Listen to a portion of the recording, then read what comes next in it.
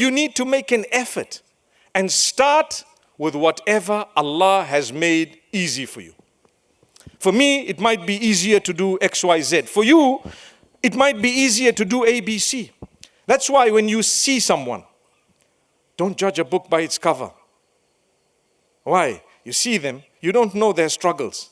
You don't know. Put yourself in their shoes and walk a mile before you talk.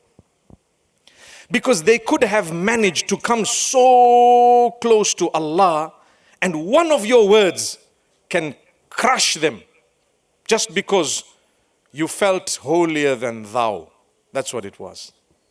But you don't know how much effort they've made and how they've come and how far they've come, how much they've achieved. So go easy on people. Rather encourage them. MashaAllah, my brother, we need to do this.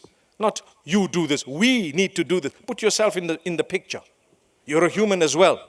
Sister, we need to do this. Come, let's go together. Let's do this. Let's achieve this. Oh, let's go for whatever it might be. Something good. And we will do it together by the will of Allah. That's how you empower people.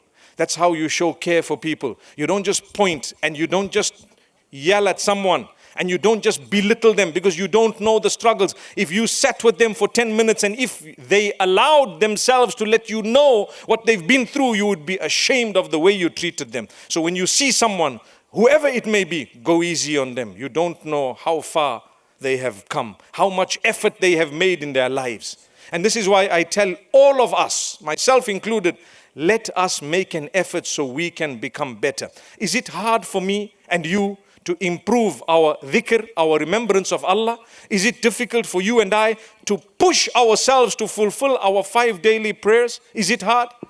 See what Allah does for you.